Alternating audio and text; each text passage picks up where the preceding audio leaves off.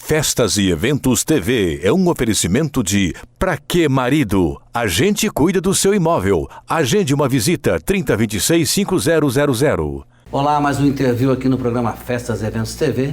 Estou recebendo a visita do Dr. Thiago Souza, ele que é esterileuta, é isso mesmo, doutor? É isso mesmo, o termo correto para quem faz reprodução humana ou reprodução assistida é esterileuta. Mas além disso, você também tem mais uma especialidade.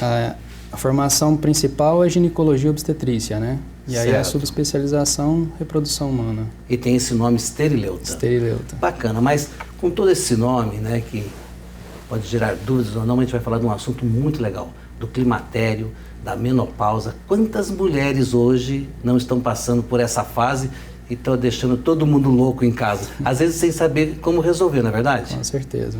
O que você me fala sobre o climatério? Qual a diferença que tem de climatério para menopausa, para TPM? Está tudo junto, misturado ou são coisas diferentes? São coisas diferentes. Na verdade, a TPM está associada ao ciclo menstrual da mulher. Então, algumas mulheres fazem com a oscilação hormonal do estrogênio durante o ciclo menstrual, elas acabam tendo alguns sintomas que atrapalham a vida cotidiana delas. Que é a tensão pré-menstrual.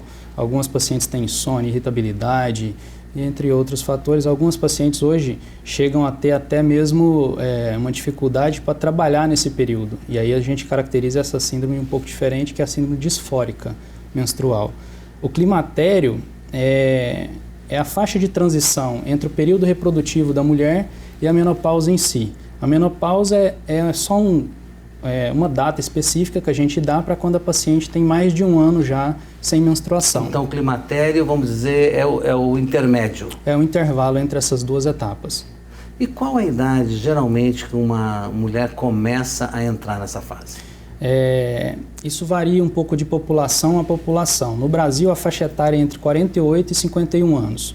Mas, buscando dados da população mundial, tem população que chega a entrar na menopausa aos 40 e até os 55 anos. E são divididos em 3 fases, é isso? Sim, é o período pré-menopausal, o período do climatério e o período pós-menopausal. Que nós já falamos esses nomes complicados. Então é o seguinte, a mulher está ativa, né? Ela está podendo reproduzir, depois ela entra no intermédio, onde começa a haver uma transição, ainda ela está com possibilidade de reprodução ainda? Durante esse período, se essa mulher ela não tem uma faixa hormonal de FSH acima de 30, durante os 2 primeiros anos pode acontecer dessa mulher ter uma ovulação, porque no climatério, nessa transição, ela não para de uma vez de ovular, tanto é que ela deixa de menstruar mensalmente e passa a menstruar, às vezes, muito bagunçado, que incomoda um pouco também. E durante algum desses ciclos dela, ela pode ovular. Então, existe um risco pequeno dela engravidar. Então, essa mulher ela tem que se fazer uma contracepção nela e ela tem que ser orientada disso. Alguns profissionais dizem que na época do climatério essa paciente não engravida e vez por outra a gente acaba se confrontando com uma dessas pacientes grávidas. Agora uma pergunta, a mulher está passando por essa fase do climatério, mas ela quer engravidar e eu sei que você falou que tem essas oscilações. Existe um tratamento para prolongar para que ela não entre na menopausa e possa ter filhos ou não? José, infelizmente esse é o nosso grande desafio hoje da reprodução. Infelizmente a gente não consegue voltar no tempo e nem parar essa evolução. Existe hoje alguns trabalhos muito pequenos de algumas pacientes que estavam perimenopausal e até mesmo no início da menopausa que se foi tirado o ovário dela e colocado em pacientes jovens e esses ovários voltaram a produzir óvulos. Então, isso é uma pesquisa muito pequena e que a gente não consegue ainda definir o que vai acontecer para o futuro. Mas hoje, não. Então, quando entra para esse caminho, não tem volta? Não, infelizmente não. Com óvulos próprios, não. O que a gente acaba vendo pela televisão mesmo, algumas mulheres engravidando com mais de 50 anos, na verdade, são pacientes que receberam óvulos de outras mulheres. São pacientes óvulo-receptores. Barriga de aluguel? Basicamente. Mais ou menos isso. E uma outra pergunta também me fala mais ou menos as fases. Nós falamos um pouquinho, mas a menopausa, o climatério e depois definitivamente a menopausa, né? Tá. Quanto tempo isso? Vou começar lá desde o comecinho, então. A mulher nasce, então ela é uma pré-púbere. Durante a puberdade, por volta de 9 a 16 anos, essa mulher tem a primeira menstruação. E aí ela entra na fase reprodutiva. Essa fase reprodutiva da mulher vai até o período da menopausa em si dela. Então, isso dura aí mais ou menos dos 16 anos até mais ou menos os 48 ou 51 anos. E depois ela entra na menopausa. É um bom tempo. É um bom tempo, sim. E qual a faixa etária das mulheres, né, em que surge? Hoje, você já me falou que tem essa aí, mas... No Brasil, pontualmente, 48 anos é a faixa etária da mulher brasileira. Isso tem tendendo a subir um pouquinho mais. Entendo, mas ela pode aparecer precocemente também. Pode. Algumas mulheres chegam a ter a menopausa que a gente fala antecipada, que é acima dos 40 anos. Quando ela tem a menopausa antes dos 40 anos, essa mulher, ela na verdade, ela não tem uma menopausa antecipada, ela teve uma falência ovariana prematura. E essa paciente que teve uma falência ovariana prematura, os seus descendentes, as suas filhas, elas têm que ser orientadas, até mesmo hoje, a procurar algum centro de fertilidade para fazer preservação da fertilidade. É genético, então? 4% dessas pacientes têm um cunho genético, mas não é um gene hoje muito esclarecido, tem se buscado muito, mas hoje já se sabe que é mais de um tipo de gene que está associado a isso, mas que tem uma característica hereditária muito forte. E como é que fica a sexualidade? Eu acho que deve ficar um transtorno, né, com todas essas variações aí. A princípio, o que não só também pela irregularidade hormonal, que essa mulher ela tem um pouco da perda do estrogênio, ela tem no final também a perda dos androgênios dela, mas também essa própria bagunça do ciclo menstrual dessa mulher acaba afetando a vida sexual do casal, porque um dia ela está menstruada, no outro dia ela não está, então se perde um pouco o controle. A queda dos androgênios pela falência do ovário quando a mulher já está na menopausa é o que geralmente determina a queda da libido dessa paciente. Nem toda mulher passa por isso. Certo. E quais são as principais consequências patológicas que tem? Quais são os sintomas? As consequências patológicas dessa transição ou da própria menopausa em si, elas têm 3 tipos. As consequências a curto prazo, a médio prazo e a longo prazo. As consequências a curto prazo são essas mais conhecidas e mais difundidas, que são os calorões, os próprios fogachos. 75% das mulheres nesse período vai ter esse tipo de sintoma, a irritabilidade, a insônia, muito, né? E a médio prazo, essas pacientes como a mucosa da vagina, do trato urinário, elas têm a mesma origem embrionária, elas são todas estrogênios dependentes, então elas dependem do hormônio da mulher. Então, a médio prazo, mais ou menos por volta de 1 a 2 anos, essas mulheres começam a ter diminuição do trofismo da vagina, da elasticidade da vagina, da umidade vaginal. Certo. E elas acabam tendo um pouco de queixa de dor. Então, elas acabam tendo dispareunia, dor na hora da relação. A sexualidade vai embora, então.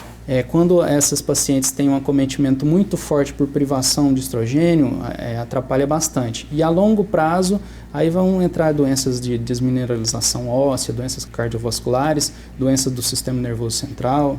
E aí vai. Por isso que a reposição hormonal é importante. E ela funciona mesmo?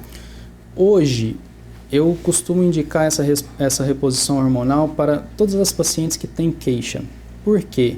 Porque se funciona muito bem e hoje a gente tem um arsenal terapêutico muito grande. Quando a gente fala em reposição hormonal, não é só reposição hormonal via oral.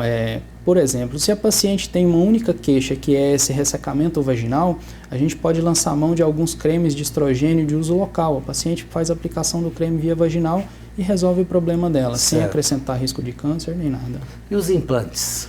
O implante hormonal hoje é o que se tem de mais moderno. Por quê? Porque é um hormônio bioidêntico, né? A mulher vai estar usando o mesmo hormônio que ela produzia quando ela era jovem, então isso acaba não alterando os receptores de estrogênio e essa mulher tem uma boa resposta sem acrescentar risco de cânceres. Ela volta a ter uma vida normal, como se ela só não vai menstruar, mas ela vai continuar... Ela volta a ter uma vida hormonalmente normal. Essa mulher, ela tem a textura da pele volta a ser quase como a sexualidade volta. A sexualidade dela volta. Então, eu acho que hoje a paciente ela não deve se privar disso. Mesmo porque hoje a gente já tem acompanhamento dessas pacientes e essas pacientes acabam, mesmo quando elas têm algum tipo de câncer, ele é diagnosticado no começo e a mortalidade dessas pacientes acabam sendo menor no final. Porque tem uma dúvida, assim, né? Toda vez que fala em hormônio, está associado a câncer. O pessoal dá, não dá câncer, faço ou não faço. Você Sim. acha que tem que fazer uma boa pesquisa para poder fazer essa reposição? É que antes, quando se lançou a terapia hormonal, antes a gente não tinha hormônio bioidêntico. O hormônio antes era estrogênio equino conjugado. Ô, louco, sério? Então, na verdade, você estava dando estrogênio de égua para as mulheres. Dose cavalar. Exatamente. Então, como afinidades dos receptores acabavam não sendo a mesma, você tinha dano desses receptores e a longo prazo você acabava aumentando o risco de câncer de mama.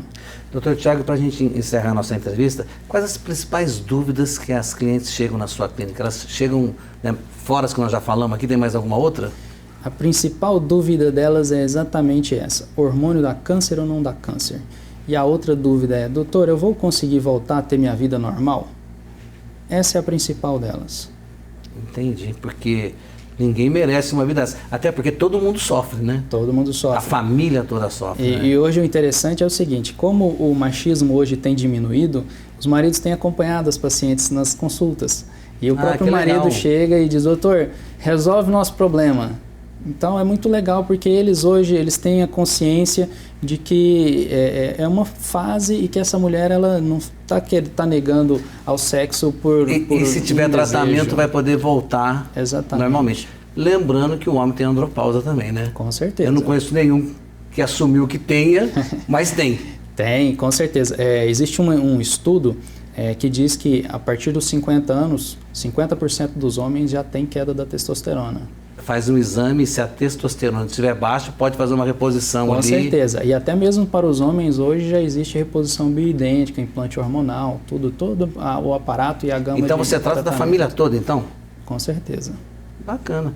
Doutor, quero agradecer a sua entrevista. Quiser falar mais uma coisa importante, né, desse tema, fica à vontade. O que eu acho de importante hoje é que muitas das mulheres, principalmente a classe menos privilegiada, quando elas entram na menopausa, elas deixam de menstruar e acabam deixando de procurar aquele atendimento anual, aquele cuidado que a mulher tem enquanto ela está menstruando. E algumas mulheres chegam para a gente já com casos de câncer muito avançado. Então, eu acho que a reposição hormonal não só traz o benefício para essa mulher, mas faz com que ela tenha consciência de que ela tem que continuar se cuidando até o fim da vida dela. Com certeza, porque se amar é importante. É importante. É isso aí, obrigado pela entrevista. Obrigado eu. Eu vou ficando por aqui e volto num próximo interview. Até lá.